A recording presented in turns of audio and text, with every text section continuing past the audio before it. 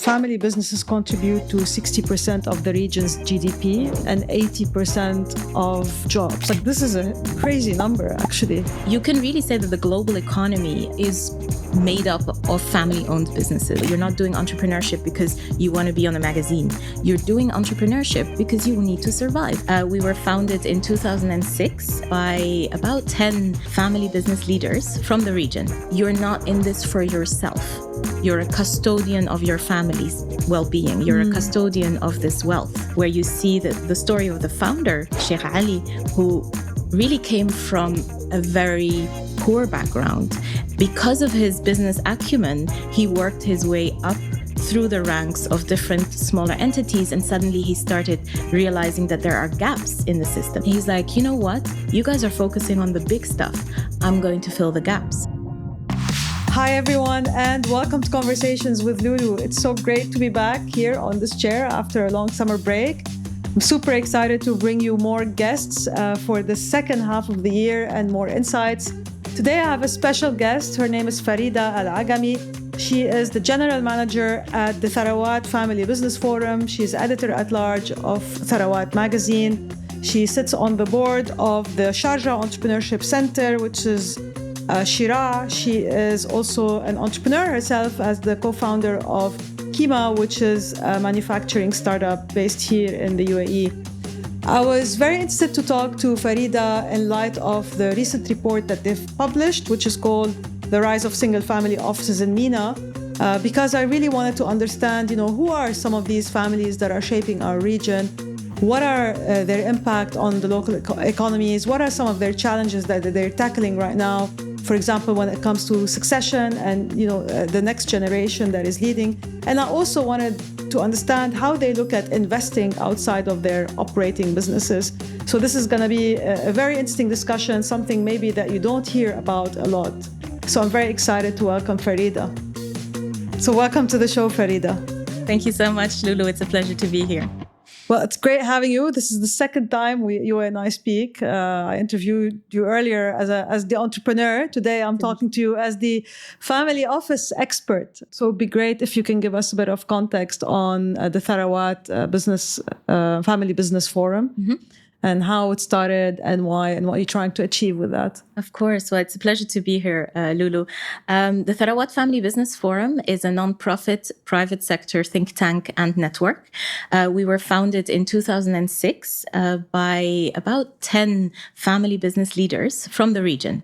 And the reason we were founded is that at that point in time in the region, nobody was talking about family businesses. Mm-hmm. It wasn't really, there wasn't much awareness about their importance, their economic impact. And so our founders kind of realized that, but they also realized that most of our founders at that point were the second generation leaders. So they had a first succession moment or experienced a first succession or even a second succession moment. And I think they had a lot of awareness of the complexities, on the one hand, of the complexities of that kind of path to longevity and to keeping an enterprise going over generations. And on the other hand, they themselves were very aware of the economic impact and importance of family enterprises. So I read somewhere that family businesses contribute to 60% of the region's GDP and 80% of jobs. Yeah, that's an insane number. Like, I would have thought in our region, government is the largest employer. But this is a crazy number, actually. Clearly, they have a really big impact on the region. 100%. So let me just contextualize that a little bit, maybe those numbers. First of all, I want to be very clear as a researcher, those numbers are anecdotal. So there's very few in-depth, verified studies on the actual number of family businesses in the region. But I think in the context of the global realities, it absolutely makes sense. So the numbers that we usually operate with is that depending on the economy or the country in the region, you have between 70 to 90% of the private sector is what we call family owned. And when we say family owned, that includes micro, small, medium, as well as large enterprises. Okay. Obviously, sectorially, there's a huge difference. For example, typically agriculture will very often be family owned. Financial services, for example, much less. So it really depends. Each sector is slightly different. Mm-hmm. But on average, you can easily say that the Middle Eastern economy is family run. Now, people always ask me, wow, that must be an exception in the world. And that's absolutely not the case. So, for example, in the US, you have I think it's about 60% of the private sector is family owned. In countries like Switzerland, where I grew up, people are always shocked when I say it's 88%. Now, that's a very Swiss number because they actually did the studies. But 88% of the private sector is family owned. So you can really say that the global economy, is made up of family-owned businesses at different stages, of course. So again, we want to be careful, right? Because you have two sisters working together are a family business, as well as the fourth generation conglomerate is also a family business. So it's a wide spectrum, but I think what's fascinating is the fact that the economy has a family angle, which we don't often enough speak about, I think. Do you feel that there's culturally that there's an openness and willing to share challenges between them or work on things together? Because I feel, in our part of the world, it feels a bit fragmented, right? I don't feel that people tend to work together much on challenges. That's a very interesting question, because when we started Tharawat, or when our founders started Tharawat, in the beginning it was more of a dinner club. And they would gather and they would meet each other. And it was only after a few years that they really noticed the need for actual infrastructure and exchange around those questions. So in our case, in Tharawat, obviously we have the advantage that we have some families who've been with us for 18 years. Right? We know the generations and they know each other. So our communities know each other. And it's a trust exercise. I'm not going to lie. It's very important for communities like this, where you have business owners that potentially compete, right? That have interests in similar sectors. You need to kind of focus on where the advantage is to share certain things with each other. And one of the effects that we've seen in the next generation, for example, is the feeling that they are not alone in going through what they're going through, right? So just the fact, and you don't have to share, we are not a forum where you share your trade secrets, right? We are a human forum. And because I think leadership is human, strategy is human, innovation is human. And so we focus on the human element. And I think when you do that, people start trusting that this is a safe space and that it is there for sharing the right things that bring us, forward as humans.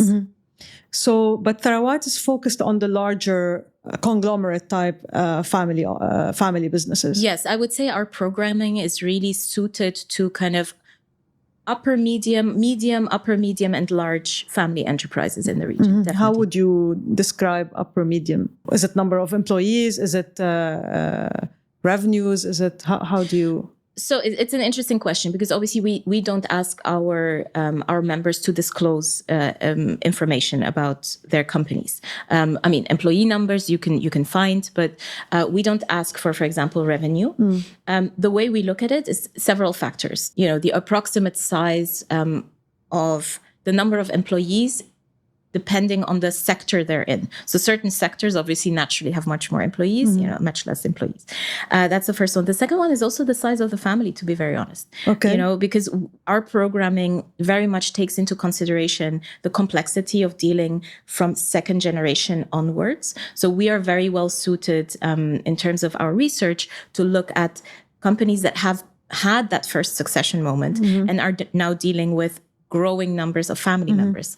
So I would say medium-sized in terms of their economic impact. And obviously there's international standards that you can look at for that. But in our case, it's also kind of an organic filtering, right? Just because of the work that we do. So who, in your view, are like the big families? If you think about the MENA region, for example, like, can you maybe share with us some stories about the families that have really made an impact on the region? I think there's a very interesting way of looking at family enterprises, and that's through the historical lens. And we have a project since 8 years with NYU Abu Dhabi where we document the historical evolution of family enterprises. And we go as far back as 200 years to really look at kind of the economic impact of family enterprises. But what's fun about this project is that we look at all these big conglomerates today as startups, right? As individual kind of very tenacious entrepreneurs who want to make a change, who want to make a difference for their families. Very often they come from situations where their families are suffering and they are just the ones who have to make it work, right? And so, of course, we have examples like in Saudi Arabia, Zamil, Olayan Group, Almajdouie Group, so many huge groups, right? And when you look at, for example, the Saudi history, it's very interesting because you see that evolution. We wrote one in-depth case study about Almajdouie, for example, where you see the story of the founder, Sheikh Ali, who really came from a very poor background and basically helped his family at the age of 10, 12, right? He had to help his father. He had to help his family survive. And because of his business acumen, he worked his way up through the ranks of different smaller entities. And suddenly he started realizing that there are gaps in the system. And we have to say this is the 40s and the 50s in Saudi Arabia. So the oil industry is ramping up. So he sees there's a whole industry, a nascent industry. And what this young man sees are the gaps. And he's like, you know what? You guys are focusing on the big stuff. I'm going to fill the gaps. I'm going to do trade. I'm going to trade things that you need that you are not thinking about. I'm going to help you with logistics. I'm going to shift things from A to B because you don't have time to do that. And so in Saudi Arabia, especially, you see how these young entrepreneurs really bud around that nascent industry, in the country. And Zamil is the same, but much earlier. So Zamil Group is 100 years old. And that's also something that we underestimate in the Gulf. We always think Gulf companies are maybe 40, 50 years old, right? But we have 100... post-oil. 100%, exactly. Yeah. But we have a lot of pre-oil traders who were very successful pre-oil, but then obviously grew with the economic growth of the country. And one other example, maybe from Oman, which people underestimate, is W.J. Towell, which was founded in 1866. And that's a company that sounds British because it was founded by a British gentleman in 1866, but then was taken over by one of the Omani employees, I think in the late 1800s. And, those are stories that we don't really talk about. So when you talk to me about what's the economic impact, I like to go back. Because there's a big difference between those multi-generational conglomerates that have grown into huge enterprises, but still have that historical bond to the economy that they've grown into, versus, companies that have been born, let's say, in the 80s, 90s, or 2000s. There is a slight difference in terms of their footprint and their embeddedness in the community as well. And what about families across the Levant, for example, like a Mansour group in Egypt or the Sawiris family? So, absolutely. So, I can talk about this for hours because it's really fascinating when you look at national economic history and how those economies have evolved. So, obviously, in the Gulf, we have I would say, quite simultaneous evolution with the discovery of oil, right? Coming from quite traditional tribal communities, not much urbanization, to now this accelerated growth in the 20th century. Now, when you go to the Levant or North Africa, you obviously have a very different set of realities, right? First of all, these have always been very strong economic and urban centers, right? So a lot of the countries in North Africa and the Levant always were trading hubs, always were, intellectual centers. So that economic evolution had already taken place, much before. So you already had trading houses, you had, conglomerates far before, the emergence of oil in the GCC. However, what you also had was a far more colonialized reality. So what obviously had a huge impact on family enterprise evolution in North Africa and in the Levant was kind of the colonial history of those countries and the impact on the economy. So long story short, for example, in Egypt, if we take the Sawiris group or Ascom, very interesting story. So the founder was from north of Egypt, and his father was a farmer, for example, or landowner, let's say, and all the other sons were becoming lawyers, and he was the youngest son, and he had to take care of the land. That wasn't for him. So he was like, I'm going to start a construction company. And he started a small construction company to do irrigation on land. He grew that and honestly became very successful. Then in the 60s, of course, you had the nationalization of a lot of Egyptian companies. And so when you look at that point in history, it really interrupts. So when you study it academically, it really interrupts the kind of legacy story because of an external factor, right? All of a sudden the government comes and says, this is mine. Suddenly you can't continue. So, but what's extremely inspiring is that then through all those hurdles, and we've seen similar stories, not of nationalization, but similar stories of interrupted legacy in the Levant, is that then they come back. Right? They'll take a hiatus, but you can just tell. And when you write those stories, it's really fascinating because when we talk about resilience, that's the people I think about, right? The people who, those founders that were like, no, this is not what's going to happen. In the Levant, for example, what we have, that example is with kind of geopolitical unrest, right? So that families, for example, start in one country, have to shift to another country, have to leave everything behind and absolutely start again from scratch, right? And then they'll build something bigger. And maybe they're displaced a third time. We've written stories about families that have been displaced 3 times. And 3 times they managed to... Like Palestinian families, for example. Exactly. Or even Syrian families, right? That would leave Syria and then go to Lebanon and then leave Lebanon to go back to Syria. And then, depending on where they are now, maybe a 4th time. Yeah. And this is, I think, why the family aspect of family businesses really lends to something really special, because we believe, and research has shown, that the fact that they are family owned leads to that kind of dedication and leads to that resilience, because you're not just doing it for you. You're not doing entrepreneurship for your ego. You're not doing entrepreneurship because you want to be on a magazine. You're doing entrepreneurship because you need to survive and because your family needs to survive. And what's beautiful is when you then study the evolution of those conglomerates very often that become very, very big. When you speak to the family members today, they very often still operate with that understanding. Right? So there is something in that legacy that continues and that has been handed over to the generations. You're not in this for yourself. You're a custodian of your family's well-being. You're a custodian of this wealth. And that's what makes it so interesting to work with family businesses. Where would someone go to get more information on this? I mean, I was, ahead of this conversation, I was trying to research some of the larger families, like here, for example, the Futem, Ghurer. Like there isn't much out there. I mean, apart from what you see on their websites, I think is there like a resource where you can go? We have of course our website of the research project. What's the website? It's familybusinesshistories.org. Okay. And so people can go there. We have over 70 case studies over the website, 5 that are in depth, and then 70 that are the stories basically of these founders. And we're trying to get to 100 very soon.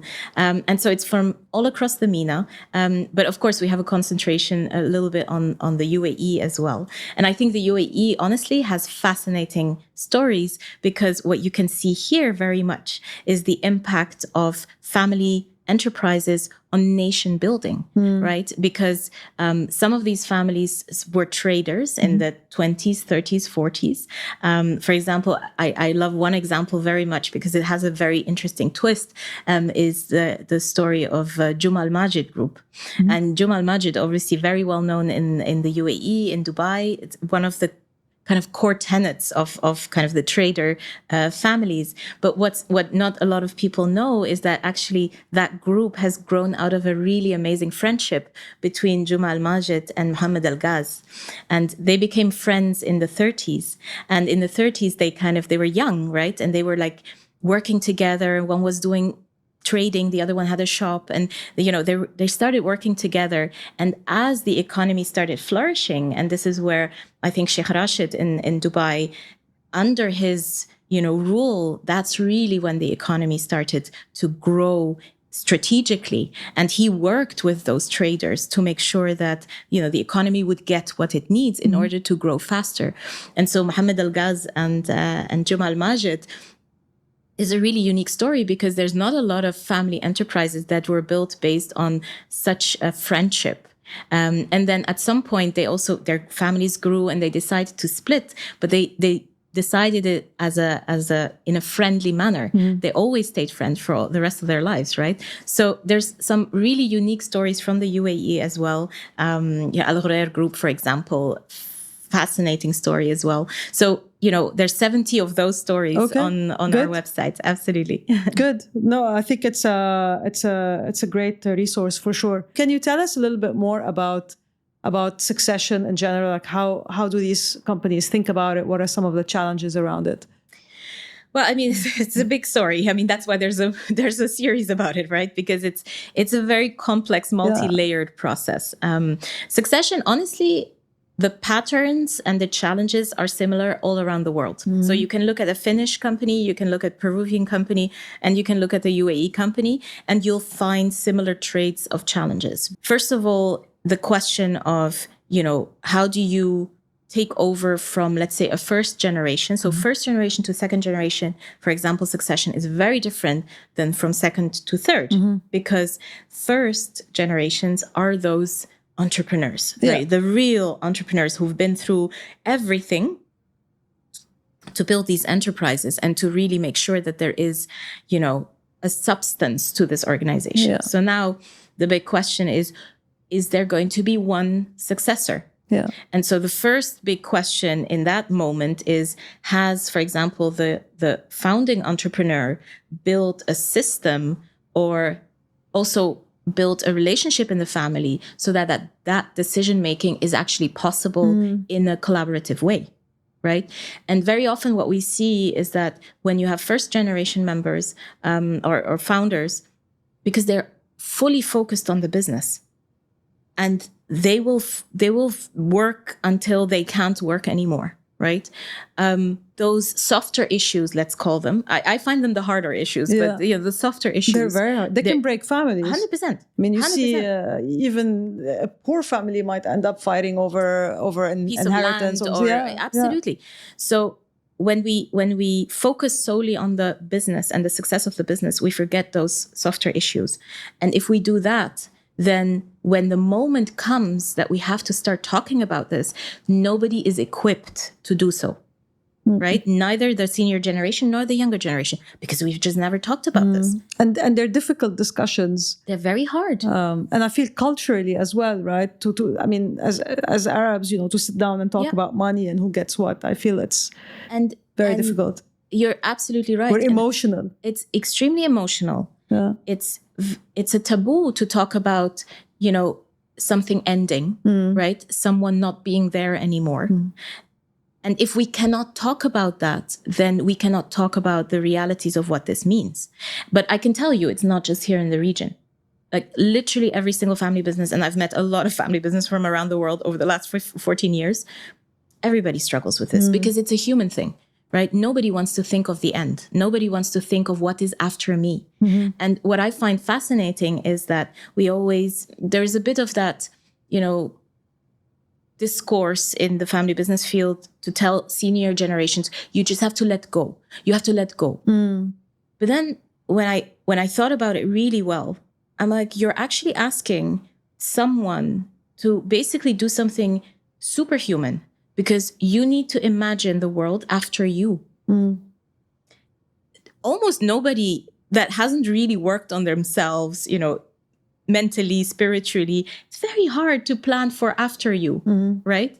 So I think that's an initial question. Then you obviously have the whole question of the choice of the next generation. And this is the same in the second or in the third generation. You know, some people really want to, and they are the ambitious, you know, I'm going to be the next leader. So you have that extreme. But then you also have the other side, which is, I don't want to be involved, right? Please don't involve me. Either it's not an industry that I'm interested in, I have another skill set, I want to build my own business, or it's too much. There are family members that have told me I cannot work with my family because it's too hard.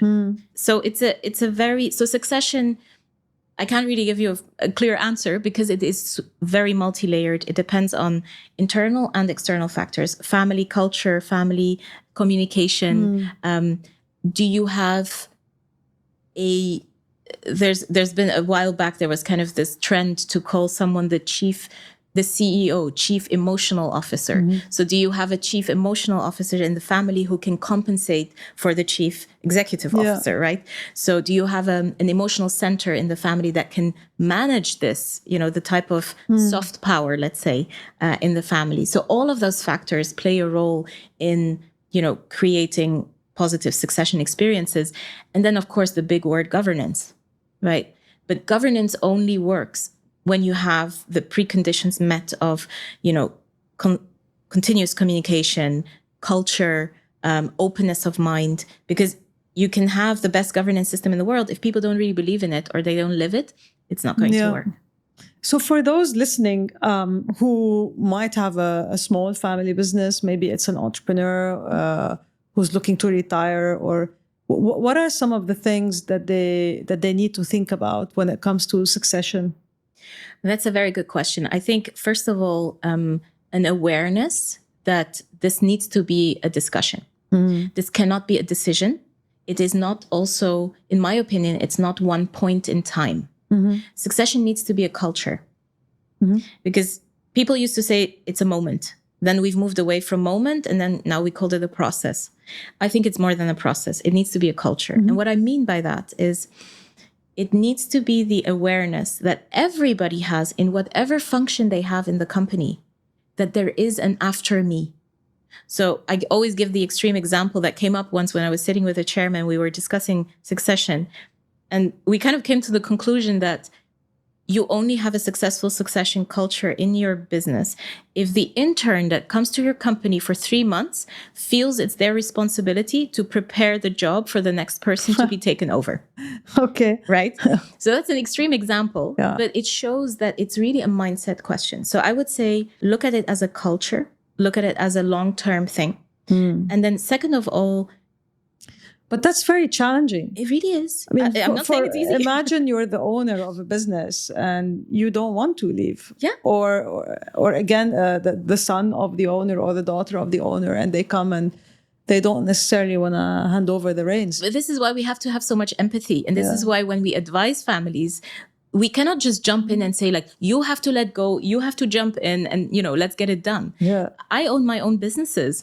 I still think that I'm the most capable person running them, right? So it's a very normal thing. But that's why I'm saying, you know, it's not a moment.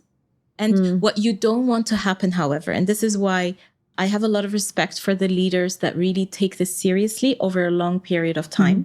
Because if you don't do it, you end up with potentially really difficult situations for the people that then have to handle that, right? And the danger is that it will damage the business, and it will damage not just the business, but family relationships, right? So it's, in my opinion, the biggest gift you can give to your next generations to have a positive, proactive, open, continuous dialogue about what everybody is interested in. A little bit of competition is healthy, I think, within, you know, especially in third generation members, you know, this person is good at this person is good at this. Competition in family should never be at the cost of the relationship. And sadly, we've seen that too often. And whilst maybe someone is going to be the strongest and is going to take over the business and potentially even grow the business even further, it will have made a dent in the relationships. So it's a very complex process to handle, to be very honest. So your recommendation is that it needs to be part of the company culture to think about succession. Anything else that you recommend? It's a long discussion, obviously. It's a long as discussion. You said, exposure. It's to not a decision. Absolutely. Yeah. And it's really something that you have to start early. Don't start when your kids are 40. Yeah. Start early. And early, I mean 12, right? Involve them, but give people equal exposure, give people equal opportunities. And the most important thing that I think you can do from an external perspective is to expose the family to best practice together.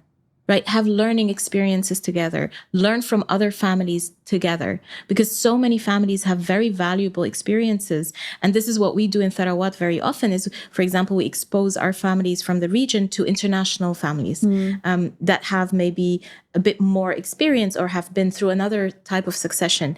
And I can tell you that from what I've seen, the best learning for a family is from another family. Because there is such a clear understanding of, we don't have to explain anything. We accept that certain things are difficult and complex, but also super exciting and very strong. How have you done it? And then I see, and I have members of Tharawat that come back to me after 4 or 5 years of being exposed to a specific case or something, or a case study.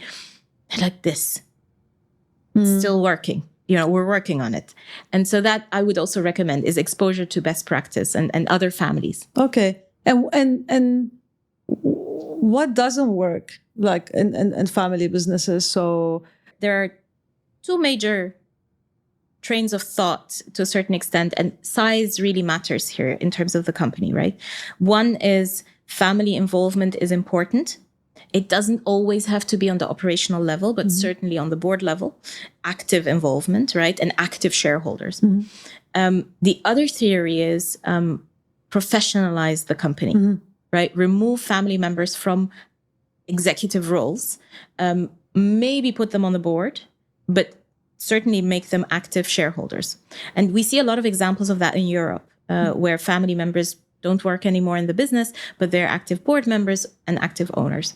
Now, I think in our region, it's something I really want to do research on, because I think there definitely is a trend towards understanding that professionalizing, specifically when you're in a very focused industry where you need industry expertise, makes a lot of sense, right? It's always great to have the best people running your business for you. On the other hand, in certain countries in our region where perhaps there is a bit more volatility, where the markets are not so mature, family involvement actually gives almost like a protective layer. And it really matters to your stakeholders, to your value chain, to your providers, that there's family involved. It gives a sense of trust and commitment, right? So I've seen both models. Both models can work. Both models cannot work, right? It really depends how you set it up. I've also seen companies that have professionalized, but it didn't work out. And family had to step back in and take back over. There really is, I mean, that's the fascinating and the frustrating part of my job. You're trying to kind of draw conclusions from very complex situations and, hand them over as best practice. But it really always, I find context really matters, right? So if you're talking about your listeners who have, small to medium-sized enterprises, they're very often what you can see is that family involvement is helpful, especially, for example, if you want to raise funds, right? They want to see that you have skin in the game, that you're operationally responsible. The larger you become, the more the opinion would probably be to professionalize. So, and then there's a gray zone between that, right? At what point does that tip? At one point, is professionalization a better idea than, having family members in active executive roles? So there's no clear answer to that. Okay. But it's an interesting question. So in that report specifically, you talk about the establishment of single family offices, which is, can you maybe describe what that means? Sure. Single family offices are a very interesting concept because I mean, it's debatable, but most people would say you can trace it back to the early industrial families in the US, right? Who in the 18th and 19th century basically built the industrial backbone of the country. The men who built America. For example, exactly. The Rockefellers, the Vanderbilts, exactly. So what happened there is that they would at some point run out of family members to run the operating business, or they would decide to sell. And so they had these massive exits about 100 years ago, right? And you had to structure that, right? Because that was an amount of cash that was maybe unseen, in the country before. So what they did is they built investment vehicles around that cash to manage it for the next generations. And that's why in the US, you have multi-generational single family offices that have basically built on that wealth from that major exit from an operating company.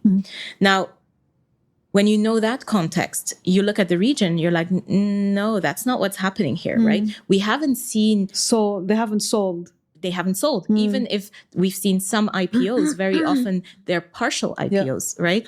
So very often that cash injection doesn't just sit around. It actually is reinvested in the company. So family enterprises in our region, family businesses, are not looking to leave their operating businesses.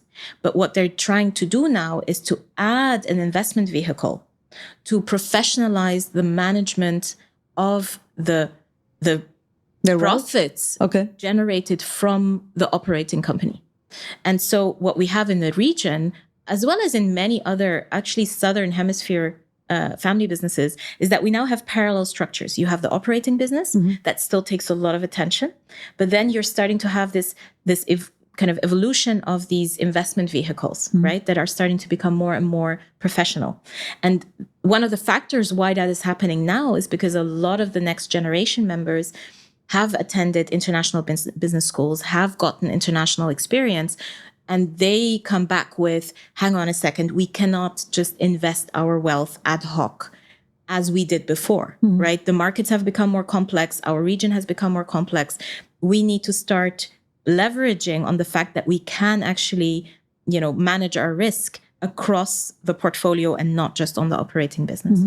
So how is the third generation, let's say, making different investment choices than, for example, those first, the first or second generation? And a lot of family businesses here were built on importing cars, food, whatever, medicine. Is the second or is the third generation looking at more of that? What other brands in the US are there? Let's franchise them here. Let's build them here. Or do you see a shift in thinking, especially with what's happening geopolitically now, to why don't we build something different? Why don't we invest locally and so on? It's not just first or second generation. I think the market is different. Okay. Right? So, and a different economic reality leads to different investment decisions, right? So in the past, let's say earlier parts of the 20th century to, let's say, until the 1990s, I would say, there was a very clear trend in the Gulf. I'm only speaking about the Gulf because North Africa, Levant has very different behaviors. Yes. But in the Gulf, with the economic rise, you had profitable companies. And absolutely, very often they were trading companies or they were companies who had a big trading arm, right? So trading definitely was a very important factor, which again shows you that the economic reality here was very different from the Levant and North Africa, where we had much more manufacturing already originally, as part of the economic fabric. So, whilst, okay, fine, it looks like, okay, we brought, some brand from the outside.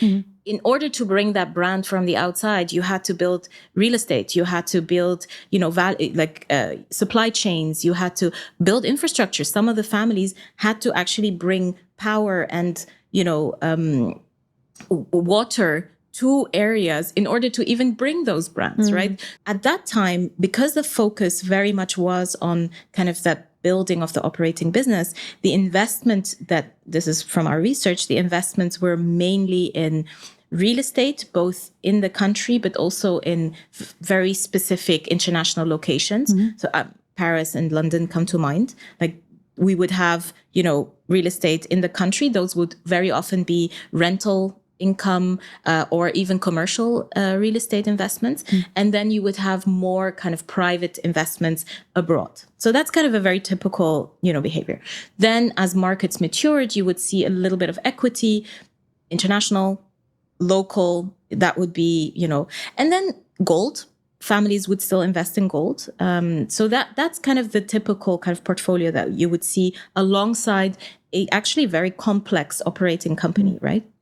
But still quite at the core, it was either within the business that people would start investing, or it would be at the family level.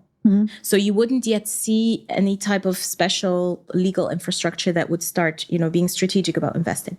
And so this is now what's the next evolution after that step. And now you obviously look at the market through the sophisticated lens that you need, taking into consideration global risk, geopolitical, mega trends in general, technology, new markets. And now the decision that families have to take is, what should that new vehicle be for us as a family with regards to my operating business? So you have different choices that you can make. You can either invest in line with your operating business because that's what you know, right? If I'm in steel since 100 years, then it might make sense for me to invest in steel because that's what I know. The whole family knows it. We all know if we see an investment opportunity, this is going to work or this is not going to work. Yeah. The other option is, and those are two extremes, no, I have a certain operating reality. I'm in a certain country. I need to diversify away from that, sectorially, geographically, or even just risk levels, right? So that's what every family I see now, especially in the 34 that we've surveyed, those are the questions that now need to be asked, right? So how is that relationship, and how can they also have synergies between them? I know that family businesses some of them have been hurt recently, especially, those in F&B and so on, with all of the boycotts that have been happening over the past year now.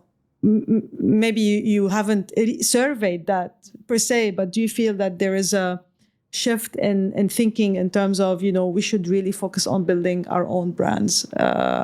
It's interesting that you asked investing in local champions, let's put it this way. I don't think that people were not thinking that before. Okay. I really don't. And I've been asked this question before, shouldn't we focus? I'm like, well, actually, these families have been doing that for 80 years, right? Building local brands.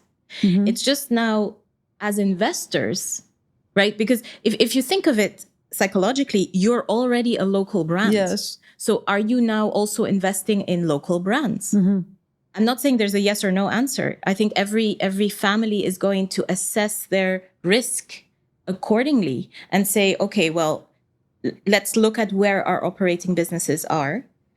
What is the value chain that is around my enterprise? And what am I exposed to? Does it make sense for me? And this is the question that needs to be asked. Granted, sometimes that question is not asked, but it needs to be asked. Does it make sense for me to invest in more local or regional? Or does it make more sense to me to preserve this so that I can keep my 10,000 employees, right? That I have a leg to stand on in another, for example, economic reality, or have my assets very diversified geographically so that if anything happens, I can adjust. Why I resist that question a little bit is because I think it underestimates the complexity that these families have to take into consideration when deciding on their investments. That's one way of looking at it. Of course, we need to see, looking at it as an entrepreneur that has a local manufacturing company, of course, I want to see more local money go into local businesses. That for me just makes sense because we understand the realities. There is a better kind of fit, right? For me to go and find funding in France for my UAE-based manufacturing business is very unlikely, right? But I have a promising company. So it's a pity not to have that potential. Do we need more of that? Absolutely. But how does that fit into a strategic portfolio allocation of a family that already has a local brand, right? That's the question that we need to research. A lot of the money that's kind of powering startups today in our region is coming from like government, right? Like from sovereign wealth funds. And it's an issue because, venture capitalists and private equity firms, they go to these sovereign wealth funds and they raise their first check and then they invest and then they want more money. And then the government will tell you, well, go talk to someone else. Good luck. Yeah, exactly. And there is an issue here. I want to make sure that people understand that when you approach a family office for funding to VC, number one, it's just a tiny sliver of the rest of their portfolio, or should be, ideally, right? Yeah. It's not the full portfolio, number one. Number two, it is a high-risk investment, especially VC, and especially tech VC. It's also what people sometimes struggle with is it's an area and an industry that perhaps there is no organic understanding for or no knowledge or experience because they are nascent industries, right? So nobody really kind of knows how long they're going to last and what the future holds, right?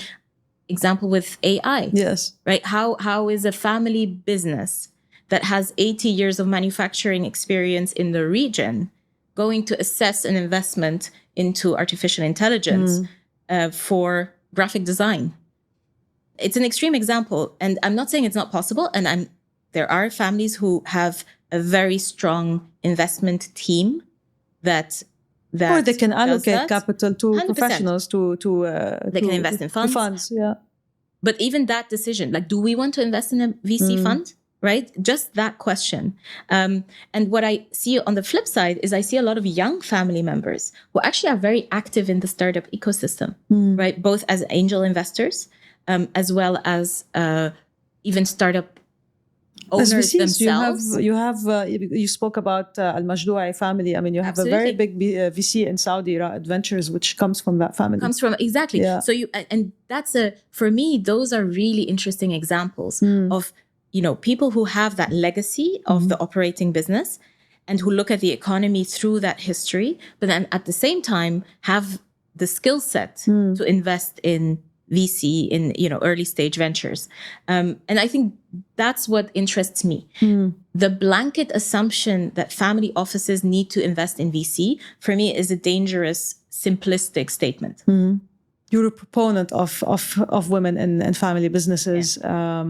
How do you see them playing a role in managing maybe the operating businesses or even in those single family offices? Do you see more involvement from women than before? I mean, absolutely. I think there's absolutely no doubt that in the 15 years that I've lived in this region, the landscape has changed.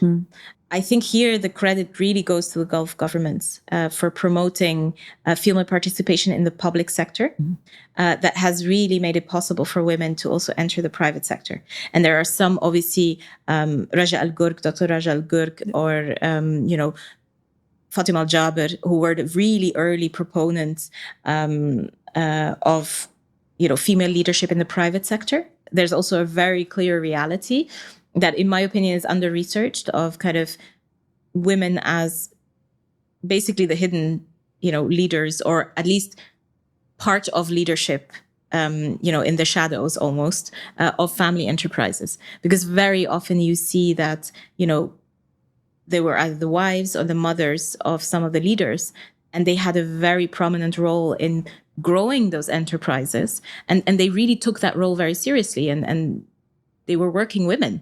It's just that we didn't put them, at the forefront. We didn't give them a business card. We didn't give them a title, right? So in my opinion, what's happened is that women have stepped into the limelight. It is still complex. It really still depends on the culture of the family, on the community as well. Not just, you can have a family that is very open to, women working in executive roles, but then maybe the community is not ready yet. So there's a lot of kind of, push-pull situations in our region, I would say. What we also see is that in the beginning, when women started in executive roles, it would be either marketing or HR. That's soft, it's marketing, HR, or philanthropy. Like those were the kind of the three roles that were given to women. And today that's very different, right? We see women running engineering firms, Is it the majority? Absolutely not. But we see those examples. And I think, having role models for young women is really important. So we see the women coming into the space. And the way I look at it, honestly, is that this is part of future-proofing the enterprise, because a complex world, in my opinion, needs diverse leadership.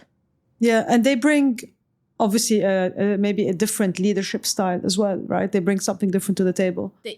It's just more opinions. And now, where's the challenge with that? We go back to the beginning where we talked about governance, right? Now, you bring more opinions to the table. It means you need to build sturdier governance structures so that you can actually benefit from those opinions, right? So this is where now I see the big next evolution of governance in our region and family firms is, how do we now include different opinions, for example, on sustainability, diverse leadership in general, right? Because our risk landscape is changing rapidly. We need that insight, but how are we going to capture it? So what's happening on sustainability? Is that a big theme now in family offices, in family businesses? It's definitely a topic.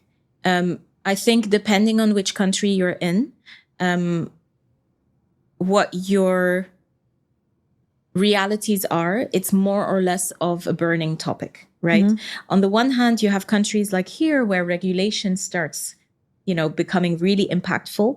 So even if you're not interested in sustainability per se, you need to strengthen your company so that you can then, address those kind of regulatory requirements. So that's one aspect. The other aspect that we've seen, honestly, is with humanitarian crises that happen in the region, that somehow people, and we see that in our research, the largest value that people take into consideration when they take any business decision is social responsibility. So for family enterprises and family offices in our region, social responsibility is the first kind of factor that they take into consideration with taking any decision. What does that translate into, though, when you say social responsibility? So I think it's a combination of things: responsibility for their communities, for the people that have helped them build the company, for the country or the city or the village of origin of the founder, for example. There's a lot of families who are very emotionally attached to that place, and they will invest in that place. Taking care of their employees. We have families that are in third generation, and they have third generation employees. Right. So wow. yeah, that happens. So these are like kind of intricacies of, so social responsibility is not just we have a philanthropic fund and we invest. It's literally the fabric of the enterprise and the ecosystem that it has created over the decades that it exists. The owners are very aware of that responsibility. And then, of course, you have more structured things like a philanthropic fund, for example, that they will invest in matters that they care about. Be it education or, children with special needs, whatever the family is focused on. So social responsibility is a huge kind of complex question. So when we talk about especially climate change, for example, or other kind of sustainability factors, but I think the narrative is changing because people are now looking at sustainability as, being composed of those kind of three factors: the human, the environmental, and the economic dimension. And so the more we kind of, I think, have those conversations, we will see that it's all one. So the responsibility we have for each other is interconnected. So is it at the forefront? I wouldn't say so, but I think it's moving there slowly. Yeah, well, there is obviously the argument that, things related to climate, for example, they can have a good impact on the bottom line as well if you are environmentally responsible. And 100%. And one of the families that I know that has a philanthropic arm, they actually just did a piece of research for their own foundation, and they told me, we realized that climate change is impacting the communities we're trying to help. Yeah. So we now need to start caring about climate change because of that chain reaction that we realized, right? And the customers, they care too now. And then, of course, the customers. So it's that you have to. 100%. But they're all different reasons, right? So I think what's happening is that the question of sustainability and climate change is coming at family businesses from many different angles. And I think what now is happening is that I see boards starting to take it into their risk lens, for example, or starting to look at it as an opportunity. So it's an interesting time. I think we will see a lot of more development in the coming couple of years. What is next for Tharawat? I mean, what do you intend to focus on? I don't know, in the next year or two. What are your priorities? So we very much like the model that we have right now, which is kind of a combination of applied research and bringing the community together. So we currently have 3 or 4 projects that we have in the pipeline that we're working with partners to kick off, hopefully towards the end of this year. And many of them are actually an extension of some of the work that we have been doing so far. So one is a continuation of the research on family offices, because we've coined it as the Initiative on the Future of Family Wealth, because we think there's so many aspects that impact the marketplace that we want to continue our research on that. The second one is actually on sustainability and climate change. So we wrote a report in 2022, just before COP, on family business and climate change. And so based on that, we have a lot of tools that we want to kind of help families to roll out to families to help them with these decision making. And then there's a couple of other projects, and of course our family business histories research projects that's always ongoing. Do you ask qualitative questions in these surveys? Like, so for example, okay, you do ask them, what are you investing in? So they will say whatever, gold, private equity, real estate, and so on. But are there more, attitudes type questions, like, what are your thoughts on technology? What are your thoughts on? Oh, absolutely. So if people read the report, they'll see it's actually a very non-financial financial industry report, because we didn't ask about assets under management. We asked kind of portfolio questions, but it's very much about the sentiment. So in a way, it's a sentiment report than anything, right? Than anything else, because we asked about how did your family office come to be? So what was the historical kind of from the family business to the family office? What was that evolution? Then we asked about governance. How do you govern that family office? And that has a lot to do with kind of values and, those intricacies. And then only the last part actually talks a little bit about, investing concretely, but it's very much future oriented. So where do you see the world going? Where do you see, what do you see the factors that are going to affect your investment decision making? So it's actually a very, non-financial family office report, but that's exactly what we wanted. We wanted to understand where the decision making comes from in those family offices. Where can people get the report? Well, they can go to tharawat.org and go to the tab Single Family Office Report. It's under our publications, and you can download it from there. Great. Yes. Great. Well, Farida, that was really awesome. I really enjoyed the conversation. Thank you so much. Look forward to it. It's really nice to to talk to people who are doing research, to help us understand the region we live in a little bit better, and give us these insights that we need. Well, thank you so much for joining me today. It's a pleasure. Hopefully again in the future we have to talk about your entrepreneurial journey. Yeah, exactly. Because you are an entrepreneur as well, building an amazing company. Thank you. Maybe you want to just tell our listeners about Kyma. Yeah, well, actually, it was inspired by all these family businesses that I've spent the last 14 years with to start Kyma. So I co-founded Kyma with Kyma. Kyma, exactly. We started Kyma with 2 of my co-founders, and Samar Sayah and I are running it today.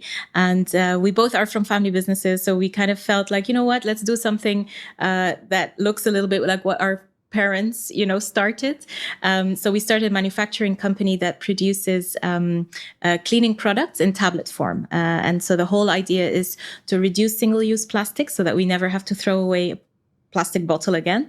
But also we have our own R&D lab in the factory. So all the products are non-toxic, safe for pets and kids, and making sure that we are not damaging ourselves and not damaging the planet.